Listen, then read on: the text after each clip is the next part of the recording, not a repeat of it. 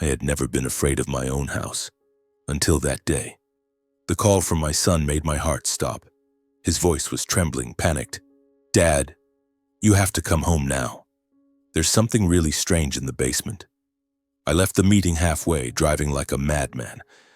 When I got home, I found my son curled up on the front steps, his face pale, his eyes wide open as if he had just seen a ghost. I rushed to comfort him, then immediately went down to the basement, the place where we used to tinker with robot models together. And then I saw it. Amid the pungent smell of gas, behind the torn insulation, was a meticulously arranged death trap hidden right beneath my house. "Hello, my name is Callum Harris. I'm 39 years old and have lived through days that, if I told you about them, you might think I was making it all up.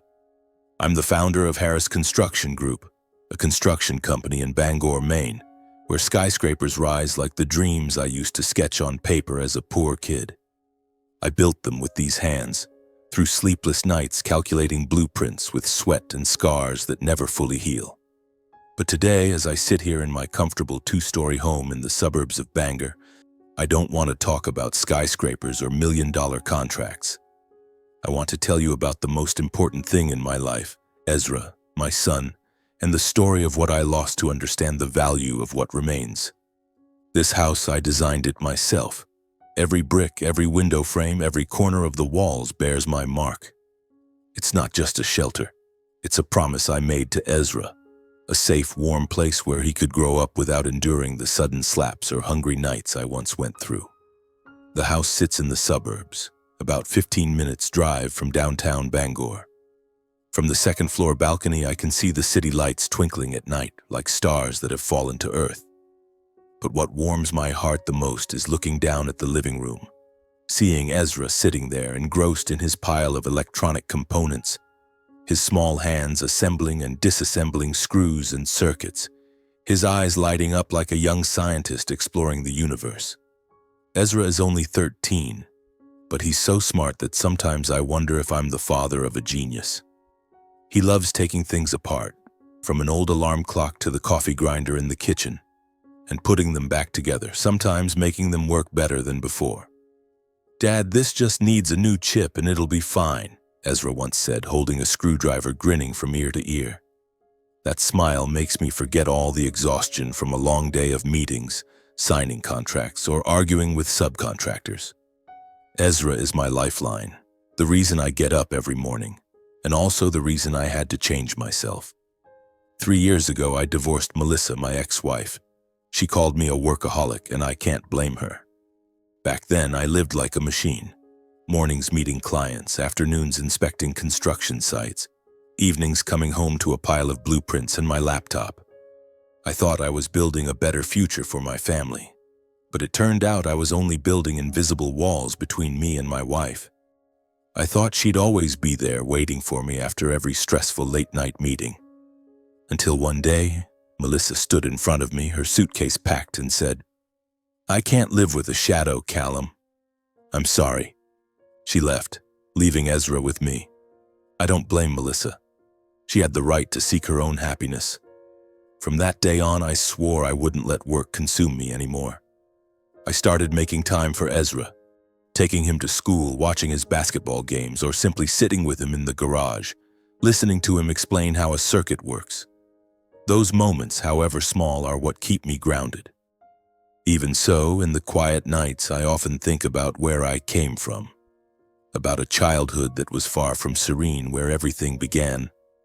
I was born into a working-class family in Bangor, Maine. My parents weren't poor, not exactly. We always had enough to eat, enough to wear, but it was a life without excess where everything was carefully calculated. My father, Gerald Harris, now 65, was a skilled worker at a lumber mill. He worked hard, but after his shift, he often turned to card games or betting on horse races to unwind. My mother, Helen, 61, worked part-time as an accountant, but she devoted most of her energy to maintaining her appearance, as if fine clothes and cosmetics could lift her out of the ordinary life of a working-class family. My younger brother, Ryan, 33, grew up with big dreams but lacked the persistence to make them reality. Our childhood home was a small but tidy apartment in Bangor's working-class neighborhood. We weren't destitute, but we were never comfortable either. Dinner was usually stew or mashed potatoes, dishes my mother prepared with care but without warmth. My father, when he wasn't irritable from losing bets, would sit at the table, recounting the days he dreamed of owning a lumber yard. But when he lost at cards, the whole house felt like it was walking on thin ice. "Callum, why are you so slow?" he'd yell, slamming his hand on the table just because I spilled a glass of water. His sudden slaps weren't frequent, but they were enough to teach me to keep my head down and stay quiet. My mother was different. She didn't hit me, but her cold stares and sharp words cut into my heart. "Don't bother me, Callum. Go do your homework," she'd say, her eyes never leaving her fashion magazine. I was never hugged by her, never asked what I wanted or how I felt. As the eldest, I learned early on to carry the load. At 12, I started delivering newspapers to earn money for new school books because my parents always said, "We don't have enough money." At 16, I worked part-time at an auto repair shop, bringing home money for my mother to buy household supplies. I looked after Ryan, even though he was only 6 years younger. Ryan was a cheerful kid, always making me laugh with his innocent stories. But he was also easily swayed by bad friends, the kind who liked to show off and spend money. And I always had to find ways to protect him and pull him back. I took care of the family, but no one took care of me. No one asked if I was tired or sad. I grew up feeling like I had to be strong, had to be perfect, because if I wasn't, the whole family would fall apart. Once, when I was feverish and curled up on the sofa, my mother just placed a glass of water beside me and said, "Drink it and get up. I have to go to work." I did. I always did. To this day, as my brainchild, Harris Construction Group, began to succeed, I thought I could make up for my family's struggles. I send my parents $3,000 a month, enough for them to live more comfortably than necessary. I do it not because I expect their gratitude, but because I believe it's the right thing to do, even though memories of their slaps and cold stares still haunt me. My father has retired, but instead of living frugally, he's fallen deeper into gambling. His late-night calls aren't to ask about Ezra or my work, but to beg for money to pay off debts. "Just this once, Callum," he says, his voice raspy over the phone. "You don't want your dad to lose face with his friends, do you?" I pay his debts because I don't want Ezra to see his grandfather threatened by loan sharks. My mother uses the money to feed what she calls her new status. She buys designer handbags, expensive clothes, cosmetics she'll never use up. "My son's a boss. I have to look the part," she says, stroking her new dress while I nod, hiding a sigh. Every time I send money, she calls, her voice sweet but calculated. "Callum, I need a bit more for a massage chair. My health's been bad lately." I send more even though I know the massage chair might be an expensive pair of shoes. Ryan, my brother, is a more complicated story. A few years ago, he opened a small car dealership with a loan from me. I hoped it would be his chance to stand on his own. But Ryan handles money like a child, spending recklessly and blaming the market when his business loses money. "You don't get it, Callum," he says, holding an overpriced coffee while his dealership gathers dust. "Just one more loan, and I'll turn things around." I help him not because I believe in his plans, but because I don't want to see my brother fail. But every time I help, it feels like I'm trying to patch a sinking ship. Those childhood memories cling to me, like the cold of a Maine winter seeping into my bones. I remember the nights studying under the dim light in the living room, trying to ignore my parents' arguments about money. I remember escaping to the park near our house to study because quiet was a luxury in our apartment. I remember the loneliness when no one asked what I dreamed of or needed. But I don't let those memories drag me down. I use them to remind myself that I have to do things differently for Ezra. I want him to grow up with love, with safety, with the feeling that he's heard. But sometimes I wonder if I've truly escaped my past. Every time the phone rings and I see my father's, mother's, or Ryan's name, my heart tightens. Their calls are always about money. "Help the family one more time, Callum. my mother says, her voice sweet as honey. You're our pride and joy. Those words don't make me happy. They make me tired. I feel like an endless resource, always giving to keep this family from falling apart. In recent weeks, the calls and messages from my parents and Ryan have become relentless, like waves crashing against the shore, giving me no moment of peace. They're not just asking for money, they're demanding a massive sum, $500,000 supposedly for Ryan to invest in a new company. This is a big opportunity, Callum, Ryan said over the phone, his voice brimming with excitement, as if he were selling me a dream. With this capital, I'll make it big. A tech startup, man. The market's hot right now. But I know him too well. Just days ago, I saw him flaunting a shiny new car and photos of lavish parties on social media. A new company? I don't believe he has the responsibility to manage that kind of money. My father, Gerald, calls at odd hours. Midnight when I'm trying to catch a moment of sleep, or midday when I'm in meetings with clients. Callum, you have to help the family, he says, his raspy voice filled with urgency. Ryan needs this chance, and your mother and I need you. If you don't help, we'll lose everything. He emphasizes family like it's a threat, as if I'm the only one keeping them from the abyss.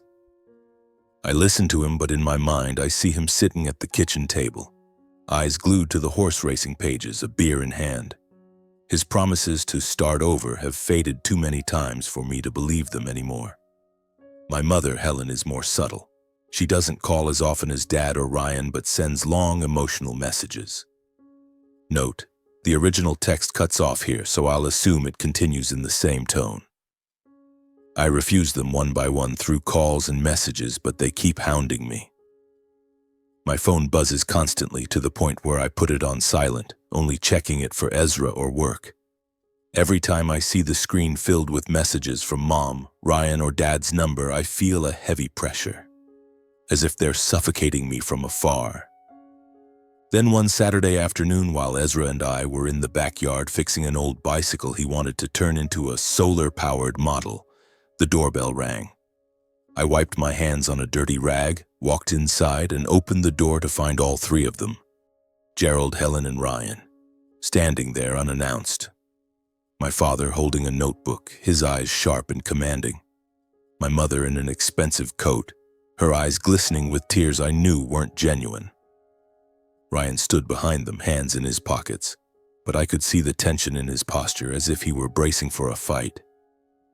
"We need to talk, Callum," Gerald said, his voice low but forceful. They stepped inside without waiting for an invitation and filled the living room, as if this were an unavoidable negotiation. Gerald placed the notebook on the table, opening it to pages scribbled with red numbers. "Ryan needs this money to start his company," he said, pointing at the figures. "If you don't help, he'll lose his chance. Do you want your brother to fail?" He looked at me, his eyes a mix of anger and pleading, as if I were the only one who could save the family. Helen took my hand, her voice trembling. "I don't want to burden you, but we're family, Callum. You're doing so well while your brother is struggling. Don't you feel guilty?" Her words were like a blade cutting into old memories, the days I tried everything to make her smile only to receive her cold stares. I looked at her, seeing the calculation in her teary eyes, and I knew she didn't truly care about me or Ezra. Ryan jumped in, his voice laced with frustration. "Man, have you forgotten who you are? You've got everything. A company, a nice house, a perfect life. I'm just trying not to lose it all. $500,000, it's nothing to you." I looked at him, noticing the new watch gleaming on his wrist, and I knew he didn't need the money to start up. He just wanted me to keep paying for his mistakes. I stood there in the living room, listening to their criticisms and pleas.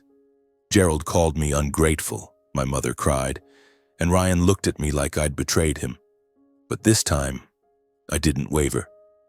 I took a deep breath, keeping my voice calm. "I've already said it. I can't give you that kind of money. I can send $3,000 a month. That's all I can do. I have Ezra to take care of, and I can't let my son suffer." I looked them in the eyes, searching for something. Understanding. Remorse. but all I saw was disappointment and anger. The meeting ended in tense silence. Gerald stood, slamming the notebook shut, saying nothing more. Helen wiped her tears, her eyes cold, far from the usual disappointment. Ryan muttered something, but I didn't catch it. They left, leaving the living room as quiet as a battlefield after the fight. Ezra, standing at the staircase, looked at me with worried eyes. "You okay, Dad?"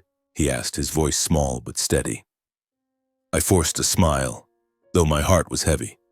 "I'm fine, son," I said, pulling him into a hug.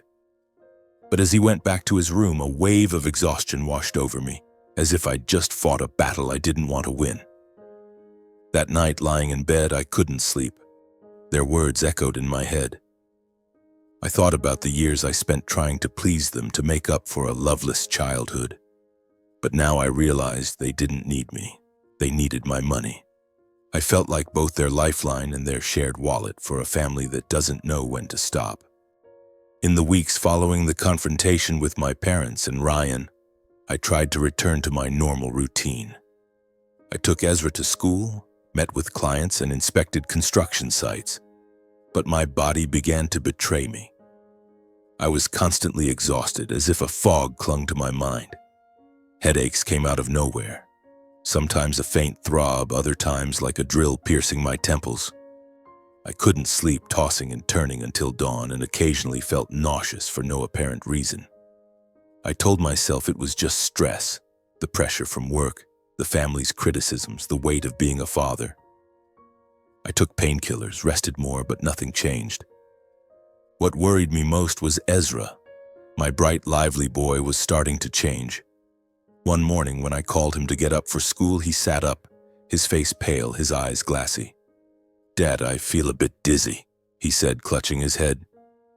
I touched his forehead. No fever, but his usual spark was missing. He mentioned feeling dizzy often, especially in the mornings or after spending too long indoors. "Probably because I stayed up late working on my model," he said with a smile, trying to reassure me. But I wasn't reassured. I drove him to school, but all day the image of Ezra holding his head haunted me. I thought about the frigid Maine winter. Maybe the cold was wearing us down. Maybe the old furnace was working too hard. I turned it on more often to keep us warm, but whenever it ran for long, both Ezra and I felt worse. The headaches grew sharper, my heart raced, and sometimes it felt hard to breathe, as if the air in the house was turning thick. A few days later, things got worse. Ezra collapsed while coming down the stairs, and I barely caught him in time. "Dad, it's hard to breathe," he whispered, his face ghostly white. My heart pounded, not just from worry, but because I felt a heaviness in my chest, too. I didn't wait any longer. The next morning, I took Ezra to Bangor Hospital. We had blood tests, and when the doctor came in with the results, his expression chilled me. "Mr. Harris, both you and your son have dangerous levels of carbon monoxide poisoning," the doctor said, his voice low but firm. "The CO levels in your blood are far above normal. If this hadn't been caught in time, the consequences could have been severe." I sat there, stunned, gripping Ezra's hand, trying to process what he'd said. Carbon monoxide? How? My house was meticulously designed, the heating system regularly checked. I asked the doctor about the cause, but he shook his head. "It could be a leak from the furnace or gas system. You should have it checked immediately." I called a team of technicians to the house. They arrived with meters, inspecting every gas line, every vent, every part of the heating system. I stood there watching them work, my heart pounding. After more than 2 hours, the lead technician looked at me and shook his head. "Everything checks out, Mr. Harris. The pipes are at normal pressure, the vents are working fine. It's possible your old furnace is venting slightly. I recommend replacing it for safety." I nodded, thanked them, but inside I was unsettled. If everything was normal, why had Ezra and I nearly died? I tried to stay calm for Ezra. I didn't want him to worry. But every night lying in bed, I couldn't sleep. I heard the furnace humming faintly downstairs, and every small noise made me jump. I started checking the house more thoroughly. Windows, doors, anywhere a leak could come from. But I found nothing. only a growing sense of unease, as if this house, the place I once considered safe, was silently turning against us. Then one afternoon, while I was in a project management meeting at the office, my phone buzzed. It was Ezra. "Dad, come home now." His voice was panicked, trembling through the speaker. "There's something really weird in the basement." My heart stopped. I left the meeting without explanation, rushed to my car, and drove home as fast as I could. The streets of Bangor blurred before my eyes, Ezra's voice echoing in my head. When I burst through the door, Ezra was standing at the basement entrance, his face pale, his hands shaking. "Dad, come down," he said, his voice small but resolute. I followed him down the stairs, the dim basement light casting shadows on the concrete walls.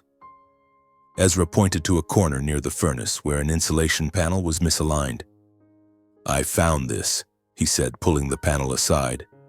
Beneath it was a thin metal pipe, no thicker than a finger, running parallel to the main heating duct. One end was connected to the intake chamber of the central heating fan, the other to a small electrical box with a blinking red timer. The device was hidden behind insulation and technical wiring, blending seamlessly with the heating system. I knelt down, examining it closely. The timer was set to open a valve for a specific period each night, exactly when we were asleep. My heart froze. All the headaches, dizziness, shortness of breath. It wasn't stress, it wasn't the old furnace. This was a trap. A sophisticated, silent death trap designed to go unnoticed. Carbon monoxide, the invisible killer, had been fed into our rooms little by little every night. I looked at Ezra, seeing him tremble, his eyes wide with fear. "Dad, what is this?" he asked, his voice breaking. I didn't answer right away. I placed a hand on his shoulder, squeezing gently, keeping my voice calm. "It's okay, son. I'll figure it out." But in my mind, a single question cut like a knife. Who tampered with our basement? I stood, pulling Ezra upstairs, and locked the basement door. I didn't want him near that thing for another second. In the dim light of the living room, a chill ran down my spine. Someone had entered my home, installed this device, and knew exactly what it would do.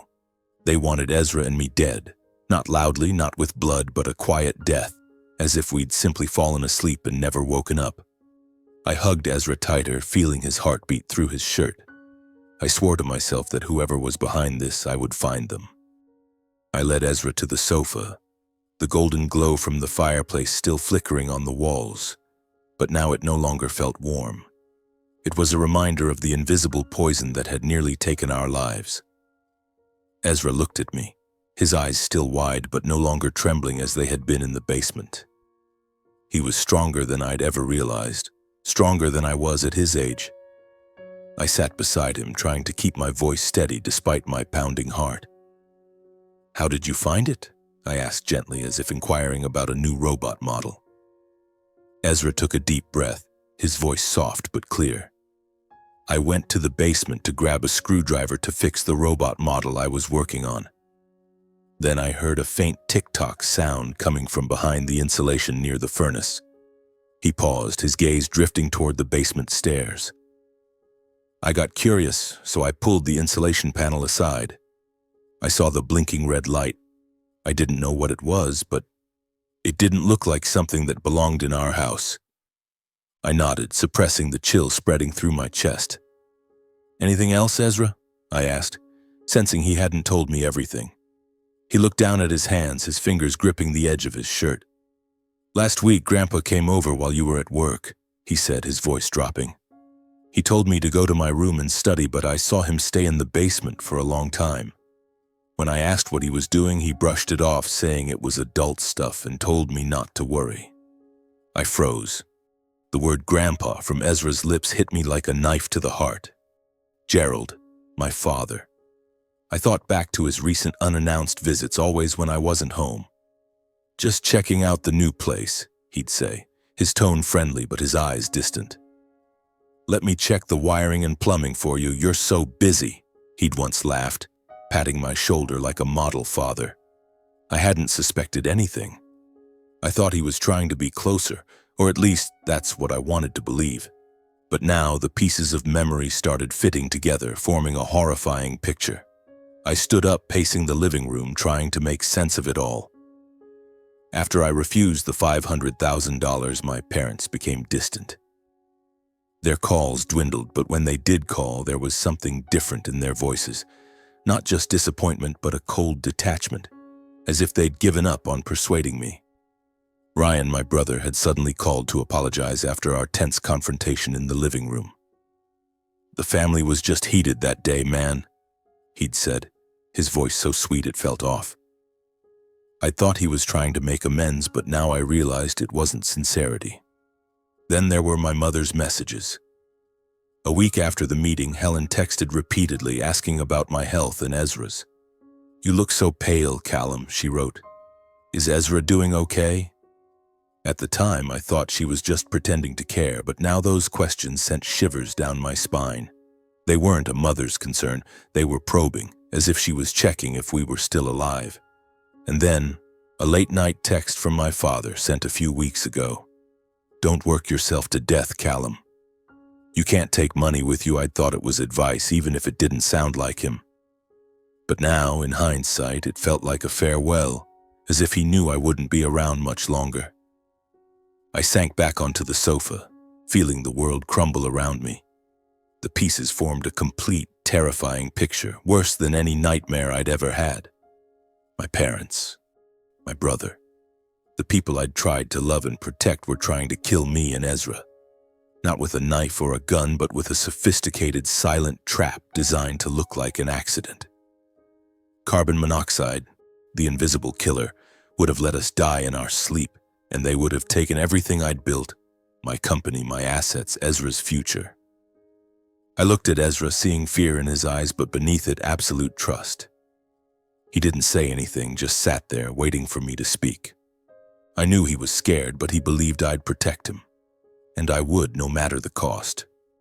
But I also knew we couldn't go to the police yet. We needed evidence, irrefutable proof to ensure whoever was behind this would pay. "Ezra," I said, my voice low but firm, "we're going to find the truth. But we have to be smart. Understand?" He nodded, his eyes brightening slightly as if my resolve was giving him strength. We started planning our counterattack right there in the living room, under the dim golden light. First, we decided to leave the basement scene untouched. No dismantling the device, no touching anything. If someone came back to check or remove the trap, we needed to catch them. I called an old friend, Mike, an electrician I trusted. "Mike, I need you to check something at my house," I said, keeping my voice calm. "But don't tell anyone." Mike agreed to come the next morning. Meanwhile, Ezra and I quietly installed hidden cameras, one in the basement facing the furnace and one at the back door where someone could sneak in. I checked every corner of the house, ensuring no other strange devices were hiding. I also began recording every call and saving every message from my parents and Ryan. If they reached out, I wanted evidence of what they said and how they said it. I didn't know where this plan would lead, but one thing was certain. I wouldn't let them hurt Ezra. Never. When Mike arrived the next morning, he inspected the device in the basement. After an hour, he looked at me, his face pale. "Callum, this wasn't an accident," he whispered. "This pipe was designed to pump CO directly into the heating system. The timer ensures it only activates at night when everyone's asleep. If you hadn't found it, you and Ezra..." He didn't finish, but I understood. The device was lethal, installed by someone who knew exactly what they were doing. I stood there listening to Mike, feeling the pain of betrayal give way to cold resolve. I was no longer the boy afraid of my father's slaps, nor the older brother trying to save his sibling from mistakes. I was a father, and I'd do anything to protect my son. I looked at Ezra, sitting on the stairs holding a screwdriver as if ready to fight alongside me. "What's next, Dad?" he asked, his voice full of determination. "We wait," I said, squeezing his shoulder, "and when they show themselves, we'll make them pay." We began executing our plan that very evening in the living room, which no longer felt like a warm sanctuary but a silent battlefield. Ezra and I sat across from each other, the golden glow from the fireplace illuminating his face, highlighting his bright but anxious eyes. We agreed to act discreetly so no one would suspect anything. On the surface, our lives had to continue as normal. I went to work, met with clients, and inspected construction sites. Ezra went to school carrying his carefree smile as always. But deep down, we both knew every step was now part of a dangerous chess game. To lure the culprit, whoever they were, into revealing themselves, I devised a deception. I called my mother, Helen, my voice deliberately weary. "Mom, Ezra's not feeling well. I'm thinking of taking him to Portland to stay with Melissa for a while to rest." I paused, listening as she asked a few questions, her tone sweet but strained. "What about you, Callum?" she asked. "I have to go on a business trip for a few weeks," I replied, adding a touch of hesitation to make the story convincing. "The house will be empty. Could you and Dad check on it from time to time?" She agreed immediately, her voice full of concern, but I detected a hint of eagerness. Before leaving, I deliberately left clues around the house. On the desk in the living room, I placed medical bills from our hospital visit, a bottle of CO poisoning treatment medication, and an open notebook with a scribbled note. "Need to check the heating system. Possible leak." I left the basement door lock slightly loose, as if I hadn't had time to fix anything. Everything was meticulously arranged, like a trap waiting for its prey. Ezra and I left the house the next morning, but we didn't go to Portland. We stayed at Tom's, a close friend from college who lived in the suburbs of Bangor. Tom didn't ask many questions, just patted my shoulder and said, "Stay as long as you need, Callum." His house was small but cozy, with a spare room just right for Ezra and me. Each evening we sat in front of my phone screen, monitoring the hidden cameras in the basement and back door. I taught Ezra how to review the footage and save everything. He learned quickly, his small hands navigating the screen with a focus I'd never seen before. "Dad, if they show up, I'll know right away," he said, his voice brimming with determination. I smiled, but inside I prayed I was wrong, that this was all a misunderstanding. 2 days later, on a cold evening, my phone screen lit up. The back door camera detected motion. Ezra and I held our breath, eyes glued to the footage.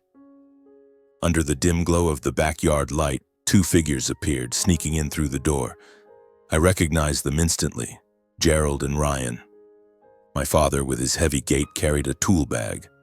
Ryan followed, wearing gloves, his eyes darting like a thief's.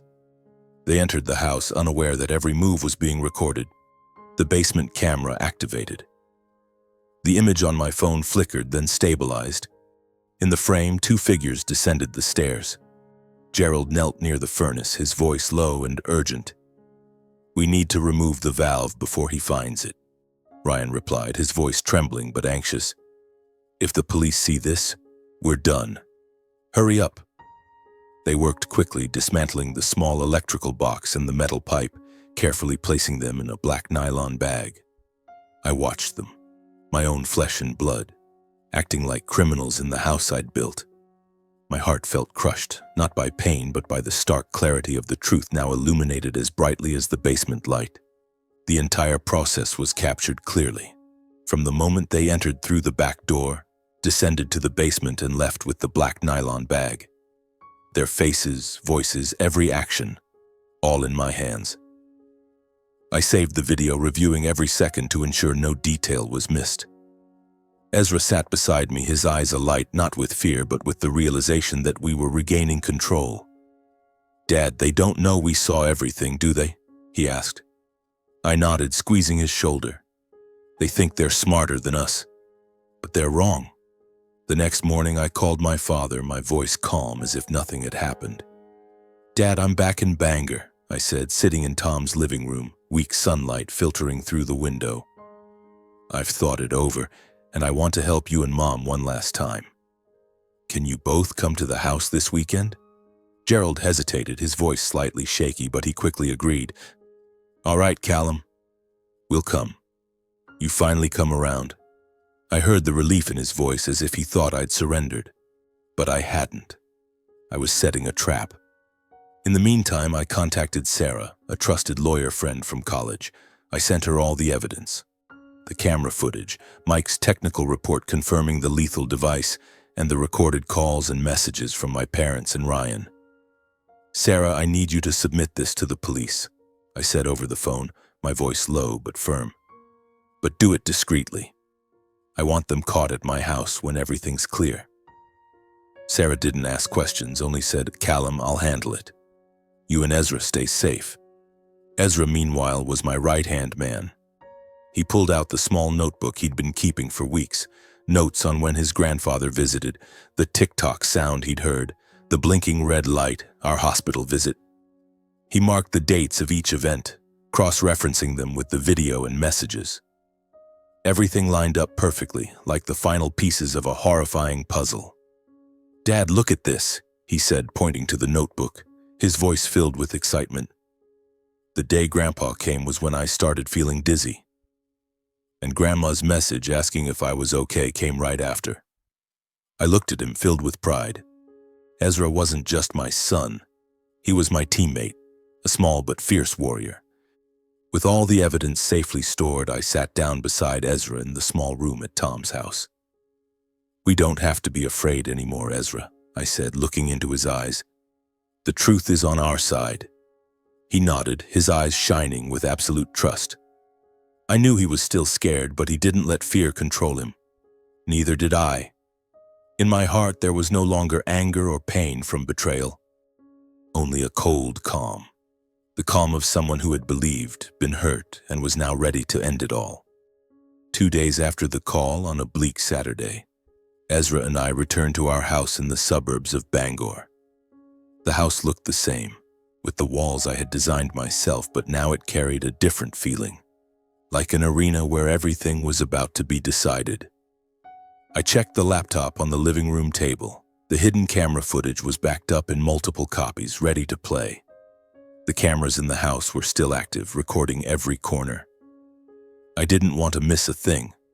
Ezra sat beside me, holding his small notebook where he had meticulously recorded every event. "Dad, will they show up on time?" he asked, his voice low but steady. I smiled, squeezing his shoulder. "They'll come, son. And we're ready." At exactly 3 p.m., the doorbell rang. I took a deep breath, opened the door, and saw Gerald, Helen, and Ryan standing there. My father, Gerald, wore an old coat, his eyes full of anticipation, but I noticed a hint of tension in the way he clenched his fists. My mother, Helen, maintained her polished appearance, but her eyes were red, as if she'd been crying before arriving. Ryan stood behind them, hands in his pockets, his gaze darting, avoiding mine. "Come in," I said calmly, leading them to the living room. The room was quiet, save for the faint hum of the fireplace with the laptop open on the table, its screen dark but ready to start. They sat down, Gerald in the center as if he were leading the conversation. "You've reconsidered the money, haven't you, Callum?" he asked, his voice attempting friendliness. But I caught the urgency in it. Helen nodded, offering a weak smile. "We're family, Callum. I knew you wouldn't abandon your parents." Ryan said nothing, staring at the floor, but I saw his hands clench, as if holding back something. I didn't respond immediately. Instead, I sat across from them, my hand brushing the laptop. "Before we talk about money," I said evenly, "there's something I want you and Ryan to see." I pressed a key and the screen lit up. The video began playing, footage of Gerald and Ryan sneaking into the house through the back door, carrying a tool bag and wearing gloves. Their voices echoed clearly in the silent room. "We need to remove the valve before he finds it," Gerald whispered. "If the police see this, we're done." "Hurry up," Ryan replied, his voice trembling. All three froze. Gerald stiffened, his eyes wide, mouth agape as if trying to speak but unable to. Helen burst into tears, covering her mouth, but I saw in her eyes not remorse but panic. Ryan sat silently, his face ashen, as if all the blood had drained from him. "Callum, you've misunderstood," Gerald finally stammered, his voice shaky. I wasn't... But he couldn't continue as the video played on, showing them dismantling the electrical box and metal pipe, carefully placing them in a black nylon bag. I said nothing, just sat there watching them. I wanted them to feel the weight of the truth, the way I had when I discovered the deadly trap in the basement. "I had it checked by an engineer," I said, my voice cold as ice. That device was designed to harm me and Ezra. Carbon monoxide, Dad. Your son and your grandson. Care to explain? Gerald tried to deny it. No, Callum, you're wrong. I was just checking the furnace. But his voice faltered, lacking conviction. Helen cried louder, muttering something about not knowing anything, but her eyes avoided mine. Ryan remained silent, his hands trembling as if he knew it was over. At that moment, a loud, firm knock came at the door. I stood, opened it, and the Bangor police stepped in, accompanied by Sarah, my lawyer. A tall officer presented an arrest warrant. Gerald Harris, Ryan Harris, you are under arrest for conspiracy to commit murder, he said, his voice resounding in the room. Helen screamed, but another officer raised a hand to stop her. Mrs. Harris, you will be summoned for investigation of complicity. Please come with us. Gerald and Ryan were handcuffed on the spot. My father struggled briefly, but his eyes now held only desperation. Callum, you can't do this to your father, he shouted, but I didn't respond. Ryan said nothing, his head bowed as he was led to the police car. Helen was taken separately, still crying, but I felt nothing but emptiness. Ezra stood at the stairs watching the entire scene, his face calm but his eyes filled with pain. I walked over, placed a hand on his shoulder, and we stood there, watching the police car disappear under Bangor's gray, cold sky. Immediately after, the police conducted a search of the scene. They collected the remaining device in the basement, taking fingerprints and shoe prints. Everything matched perfectly with Gerald and Ryan, from the fingerprints on the electrical box to the shoe prints in the backyard.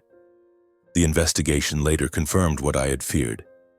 This was a meticulously planned plot to seize my assets. They had calculated that our deaths would be ruled an accident, allowing them to inherit everything, my company, house, and bank accounts. The trial took place a month later at the Bangor courthouse. Ezra and I sat in the front row facing Gerald, Helen, and Ryan. They looked different. Gerald visibly aged, his hair now fully white, his eyes vacant. Ryan was gaunt, his head bowed throughout the trial as if unable to face reality. Helen wore a simple sweater, no trace of her usual luxury, but her eyes still avoided mine. When the video was played in the courtroom, the room fell silent. Mike's technical report and Ezra's notebook were presented, every timeline matching perfectly with what we had uncovered. Ezra, though only 13, was called as a witness. He spoke clearly, his voice steady, recounting the tick-tock sound he heard, the blinking red light, and how he found the device. I watched him filled with pride but also pain, knowing he had to face the reality that his grandfather and uncle tried to kill him. With irrefutable evidence, the trial concluded swiftly. Gerald was sentenced to 25 years in prison for conspiracy to commit murder and intentional poisoning. Ryan received 18 years for complicity in aiding the crime. Helen, though not directly involved in installing the device, was sentenced to 5 years of probation, mandated psychological treatment, and barred from contacting Ezra or me. Upon hearing the verdict, Gerald bowed his head, Helen sobbed, and Ryan stared out the window as if trying to escape reality. I refused any compensation. Money couldn't erase what they had done. As Ezra and I walked out of the courthouse, the main sky was gray and cold, the wind tousling Ezra's hair. He held my hand, saying nothing, but I felt the relief in his grip. Justice had been served, but there was no joy in victory. Only a cold peace, the peace of someone who had severed the final tie to the past. We walked away, leaving the courthouse behind under Bangor's gray sky. I looked at Ezra, saw his faint smile, and knew that despite the lingering pain, we would move forward, together. In the days following the trial, I couldn't stay in Bangor any longer. The 2-story house I had once proudly designed now only evoked memories of the deadly trap in the basement, of the nights Ezra and I nearly didn't wake up. Every corner of the house, every hum of the furnace felt like a reminder of betrayal. I decided to sell it. I didn't need the money. I needed a fresh start for me and Ezra.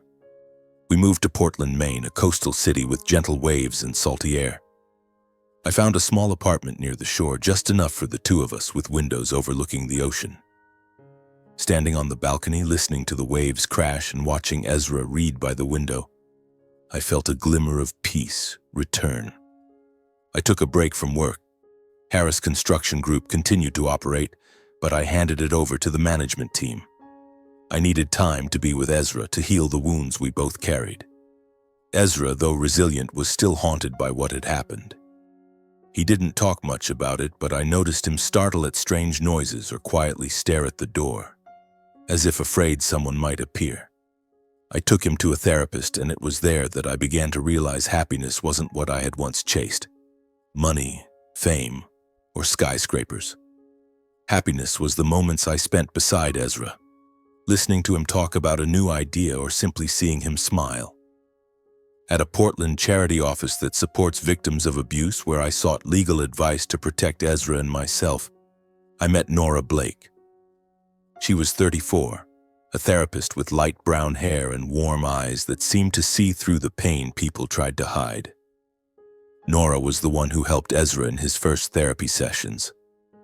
She listened patiently, gently guiding him through his nightmares, helping him understand he wasn't to blame for what happened.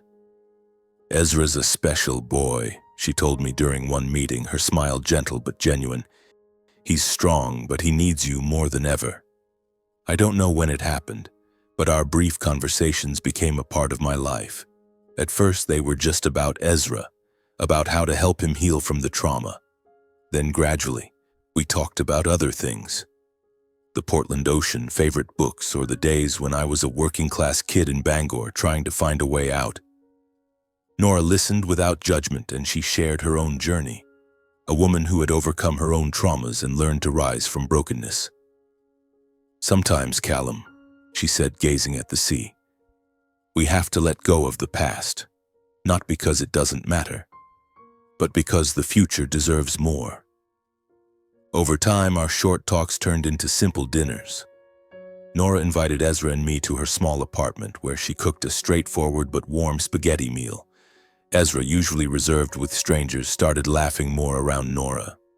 He told her about his robot models, and she listened with genuine excitement, as if it were the most fascinating thing in the world. Watching them, my heart felt lighter. Nora wasn't just helping Ezra heal. She was helping me let go.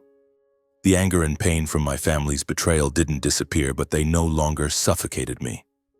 Nora taught me that forgiveness isn't about forgetting. It's about choosing not to let the past control you. After a few months in Portland, I decided to return to work, but not to the massive projects of the past. With my savings and years of experience, I opened a small construction office focused on community projects, repairing schools, building community centers, things that held real meaning. From the profits, I started a fund called Project Ezra, dedicated to free home repairs for elderly people living alone. I wanted Ezra to grow up believing that despite the world's cruelty, there were still good things worth fighting for. He was proud of the fund, even helping me design its logo, a small house with a heart inside. Ezra gradually became himself again. He grew more outgoing, made friends at school, and his smile shone as brightly as before. He started seeing Nora as family, calling her Miss Nora, with a warmth I hadn't seen him show anyone but me. Once, when I asked what he thought of her, he paused, then said, "She makes me feel safe, Dad, like she gets me." I nodded, saying nothing, but in my heart I knew Nora had become an essential part of our lives. One afternoon, as the sunset painted Portland's shore golden, Ezra, Nora, and I walked along the beach. Ezra ran ahead, laughing with the waves, holding a small model boat he and Nora had built together. I walked beside Nora, feeling the salty sea breeze. "He's so much happier now," she said, watching Ezra with a gentle smile. "What about you, Callum?" I stopped, looking out at the ocean where the sunlight sparkled like jewels. "I'm learning to be happy again," I said, my voice low. "And I think I'm getting there thanks to you and Ezra." Nora smiled, saying nothing, but she gently took my hand. It was a simple gesture, but it warmed my heart. I looked at Ezra, who turned back and waved at us, his smile radiant as the sun set. In that moment, I knew that after all the turmoil, we had found a true family. Not one defined by blood, but by love, honesty, and trust. Life in Portland flowed gently, like waves lapping at the shore. Our small apartment, with its windows overlooking the sea, became a place where Ezra and I rediscovered peace. Ezra grew increasingly cheerful, bringing home stories from school and new ideas for his robot models. Nora became an indispensable part of our lives, like sunlight piercing through cold winter days. But even as happiness slowly returned, I knew the past lingered, like a shadow waiting for a chance to resurface. One early autumn morning, as I was brewing coffee in the kitchen, Ezra walked in holding an envelope. "Dad, this came in the mail today," he said, placing it on the table. I looked at the envelope, recognizing my mother Helen Harris's shaky handwriting and the printed Maine Correctional Facility in the corner. My heart skipped a beat. I hadn't heard from her since the trial, and I wasn't sure I was ready to face whatever she had to say. But I opened the letter, under Ezra's curious gaze. The letter was written on thin white paper, the handwriting careful but trembling, as if my mother had struggled with every line.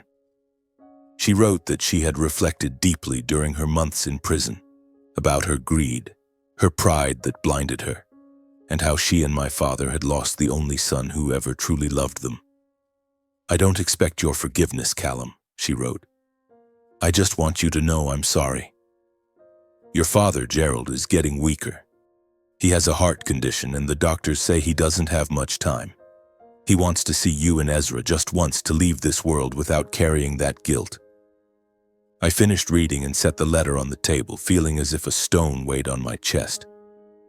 I looked at Ezra, who had read it too, his eyes thoughtful. "What do you think, Ezra?" I asked, my voice low.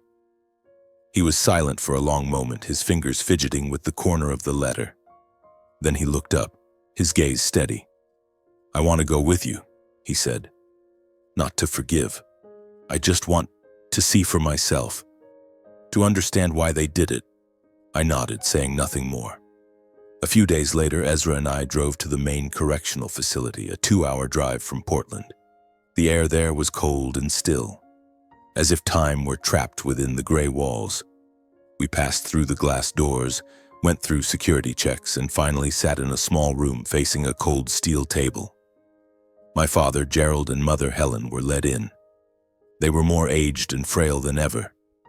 Gerald, once a tall, imposing man, was now gaunt, his hair stark white, his hands trembling as he sat.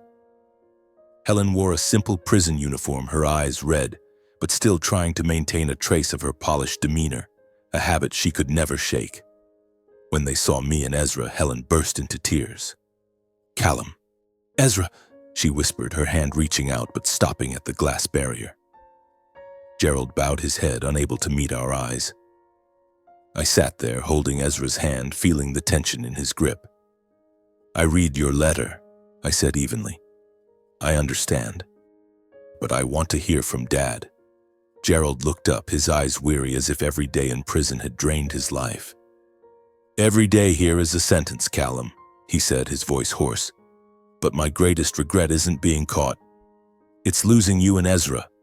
I don't deserve forgiveness." I didn't respond. I looked at the man who was once my father, the nightmare of my childhood, now a frail old man imprisoned by his own greed. Ezra sat silently beside me, but I could feel him watching, taking it all in. "I'm not here to forgive," I said, my voice low but firm.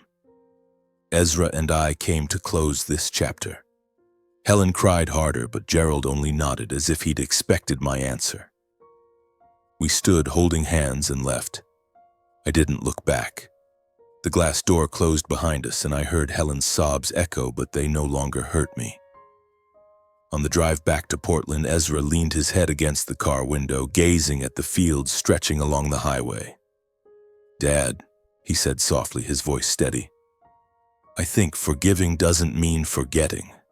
It's just not wanting to carry that pain anymore."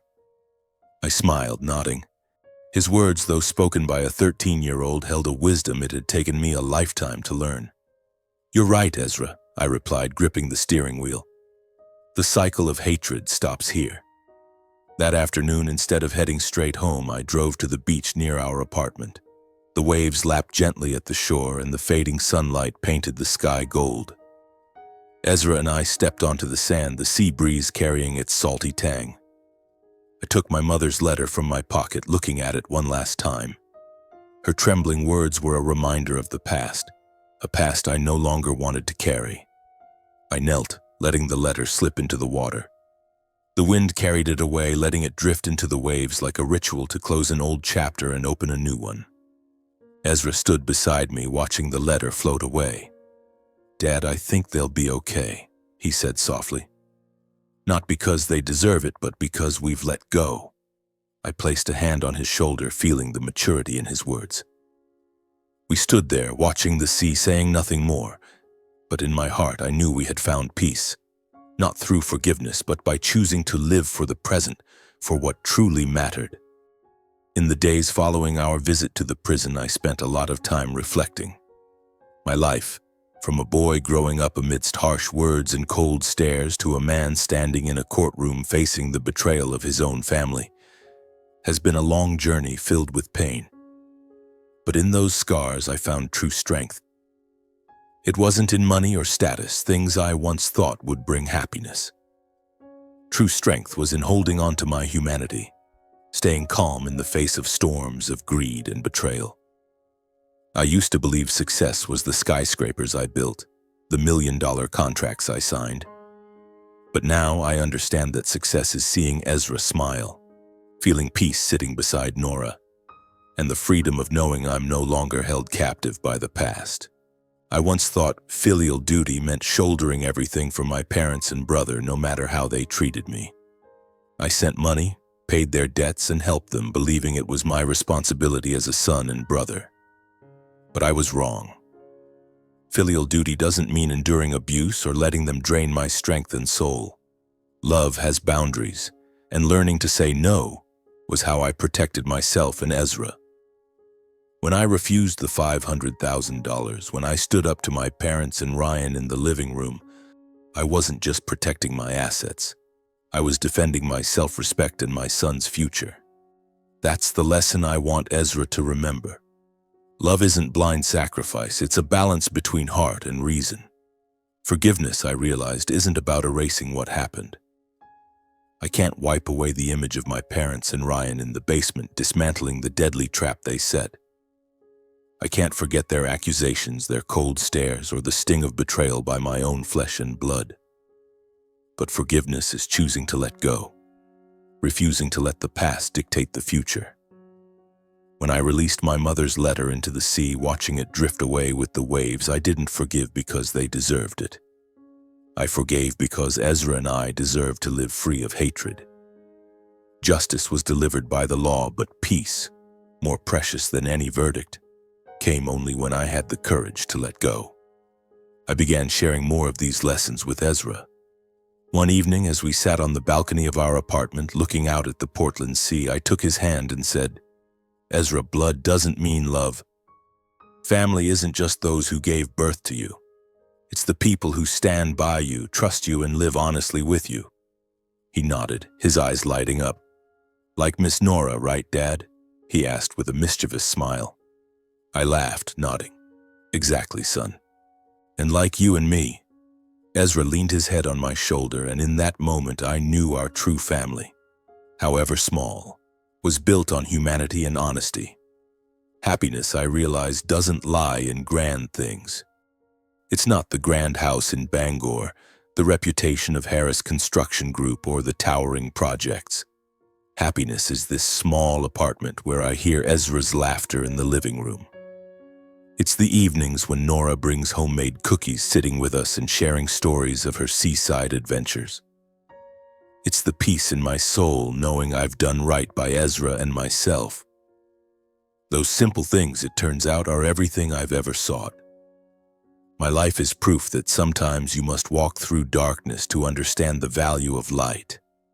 I've lived through days of fear, sleepless nights plagued by headaches and suspicion, and moments confronting the truth that my family wanted to take my life and my son's. But from that darkness I found light, in Ezra's smile and Nora's gentleness, in the homes I build for others through Project Ezra. I learned that happiness isn't something you can buy or build with money. It's crafted from moments, from sincerity, from the courage to live true to yourself.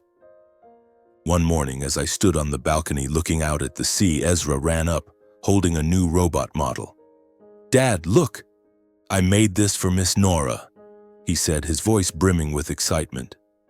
I smiled, ruffling his hair, and thought about the journey we'd been through. From the shadowed house in Bangor to the radiant shores of Portland, we had found our path. I gazed at the ocean, where the sunlight sparkled like jewels, and I knew that no matter how heavy the past, the light was always there, waiting for us to step toward it.